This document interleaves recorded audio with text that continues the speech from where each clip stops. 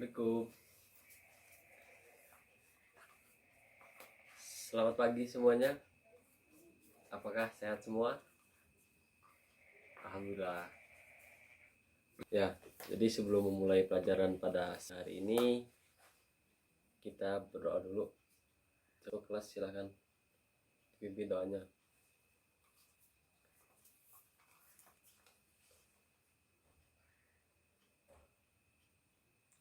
Ya, coba dirapikan dulu tempat duduknya, dilihat sampah-sampahnya, dan yang mau buang air kecil silahkan buang dulu. Nah, sudah. Jadi sebelum kita memasuki materi pada hari ini, apakah ada yang ingat apa materi yang sudah diajarkan kemarin?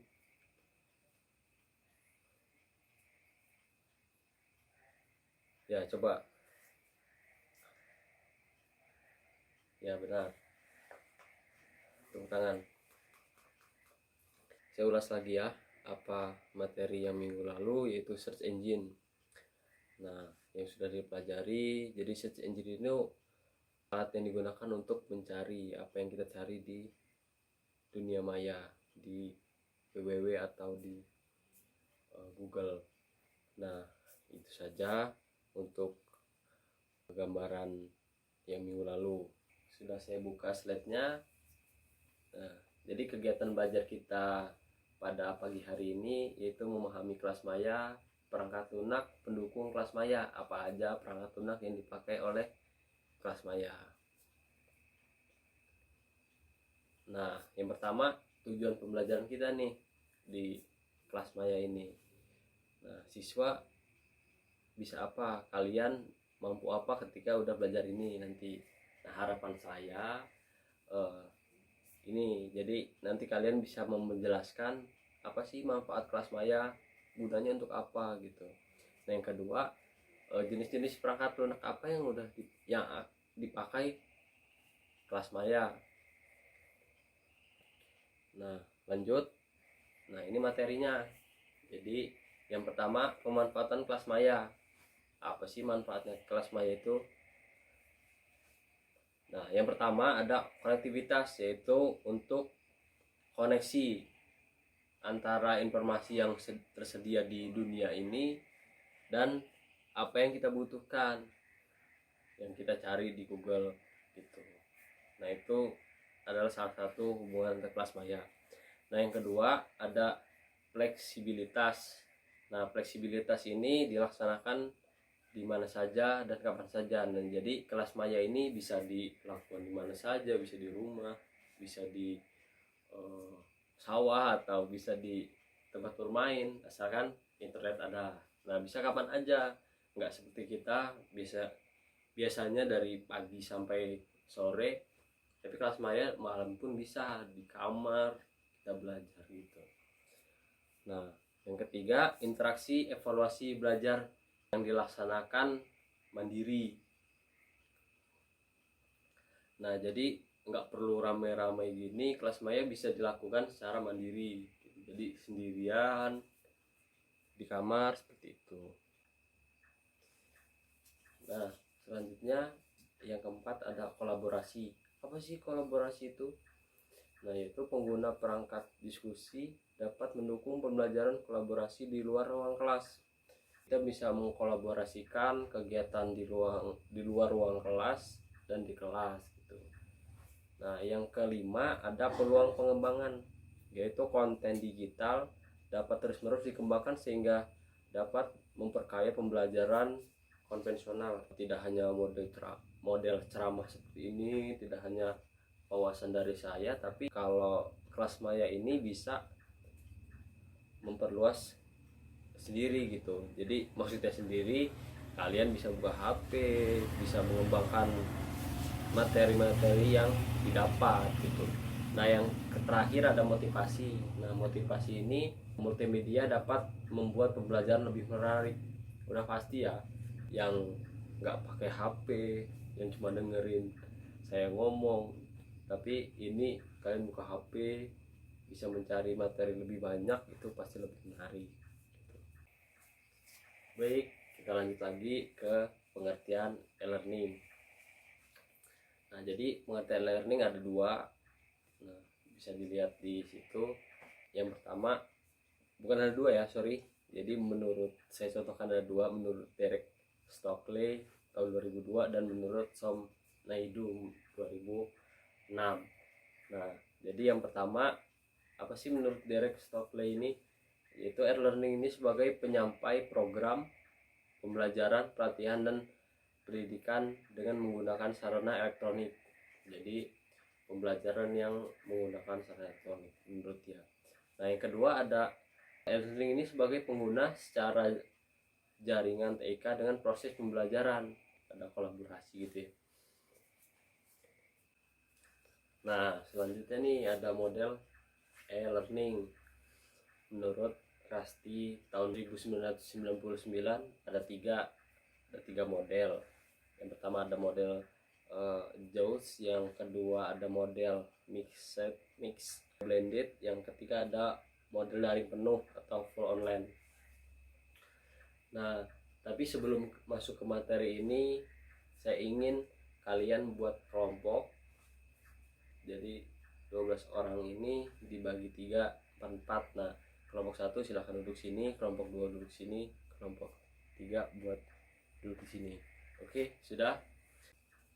Oke, kalau sudah, untuk kelompok yang sini itu silahkan kalian gunakan HP kalian untuk mencari model JAWS itu apa sih gitu. Nah, yang kelompok 2 sama, pakai HP kalian untuk mencari model mix, dan yang ketiga untuk mencari model full online. Silahkan.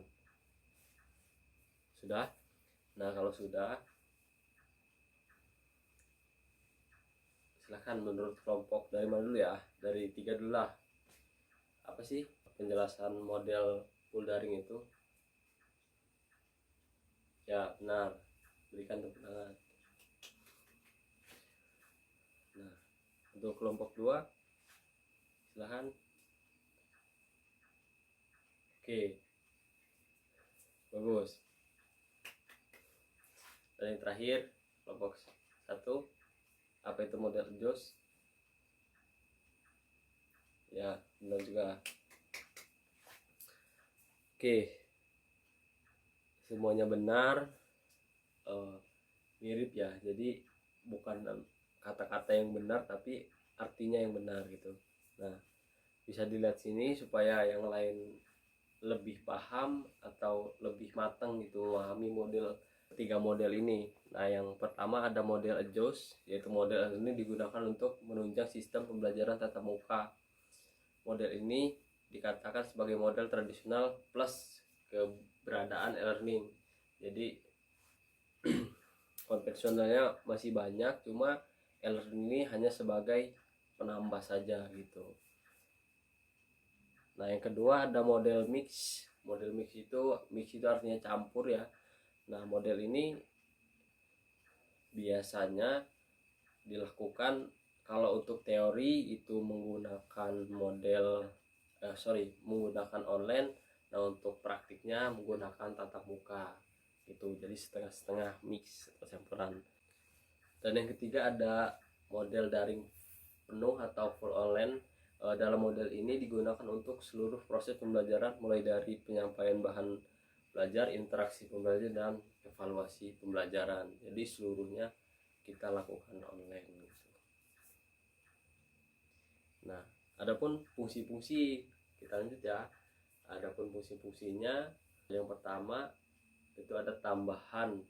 Nah, ini sama ya, fungsi ini seperti model tadi.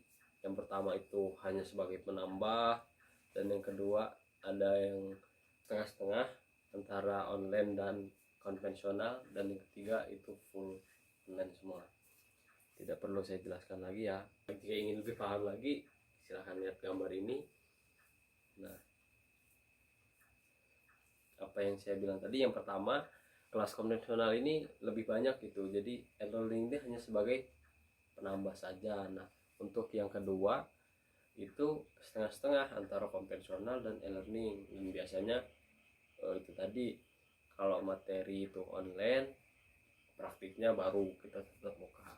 Nah, beda dengan yang ketiga. Yang ketiga ini full kita online, cuma ada nih konvensionalnya. Jadi konvensional itu hanya awal-awal saja gitu untuk memahami.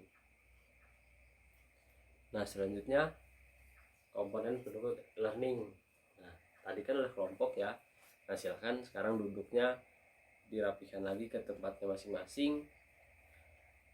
Silahkan dibuka lagi HP-nya. Nah, apa sih komponen learning? Ada yang bisa menjawab lagi? Atau tidak, nggak perlu lah pakai HP. Ini kan komponen learning kan udah tahu nih artinya apa. Jadi tahulah apa yang harus kalian disiapkan dalam learning ini. Ya, betul. Jadi saya ulas lagi, saya bagi dulu ya. Jadi ada dua dulu. Nah, yang pertama ada hardware, yang kedua ada software. Nah, hardware-nya apa? Komputer, HP, dan yang lain-lain ya untuk pendukung komputer. Nah, yang software-nya apa? Nah, ini software-nya ada LMS namanya Learning Management System, ada LCMS yaitu Learning Content Management, yang terakhir ada SLN atau Social Learning Network. Lalu infrastruktur ini apa? Nah, ini yang penting, yaitu jaringan internet. Kalau kalian belajar, kalian ini nggak ada internet, sama aja kita nggak connect juga ya. Nah, yang keempat ada konten pembelajaran, dan yang terakhir ada strategi interaksi komunikasi pemanfaatan elemen dalam pembelajaran.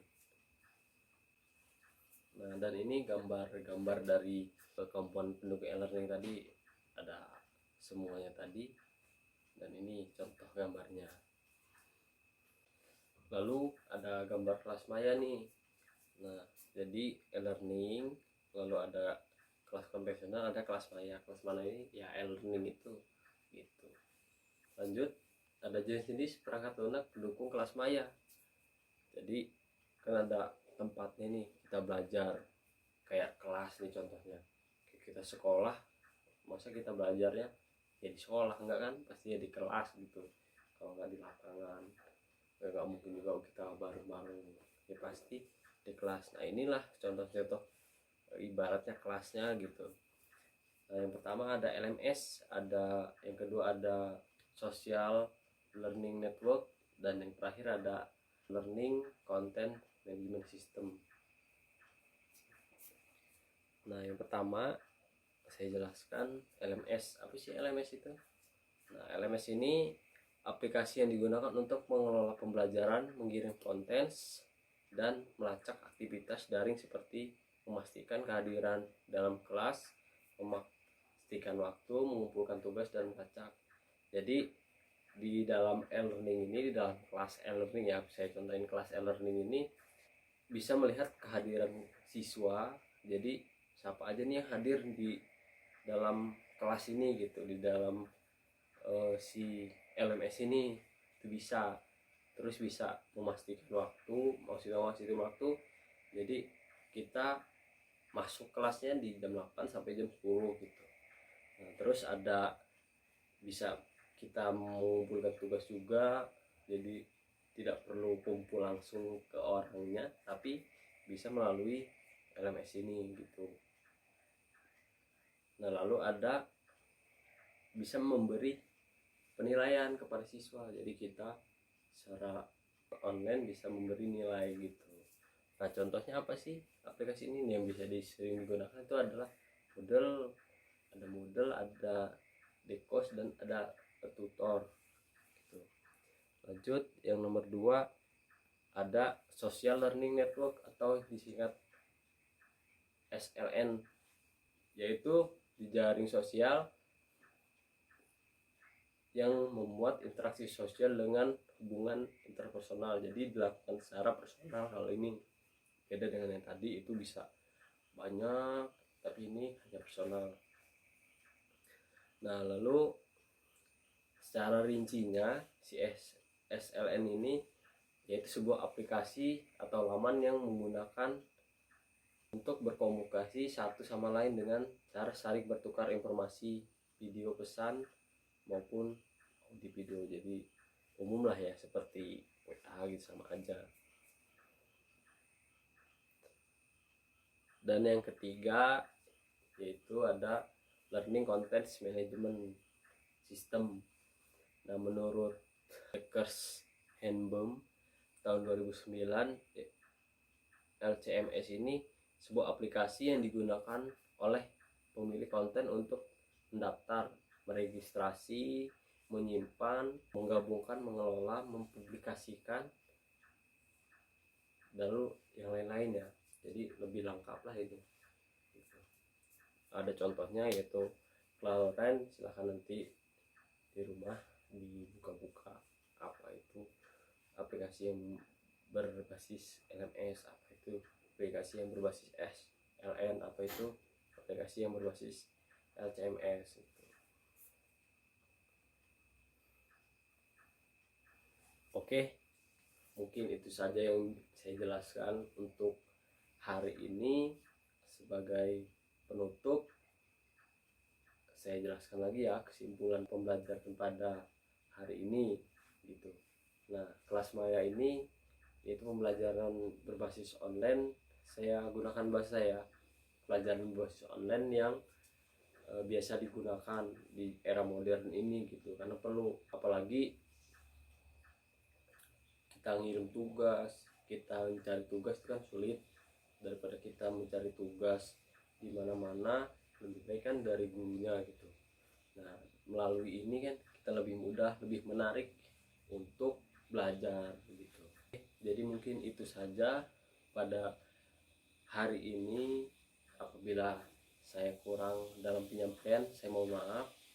Silahkan nanti pulang diberesin lagi seperti biasa ya, bangkunya diberesin, dilurusin lagi, sampahnya dicek-cek lagi yang habis makan. Nah, nanti kalau sudah, baru nanti kita siap-siap dan kita pulang.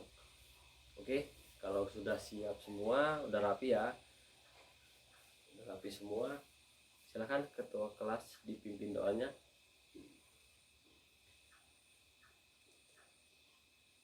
Ya, berdoa selesai.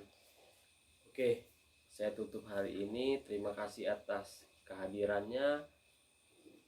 Saya ucapkan selamat siang.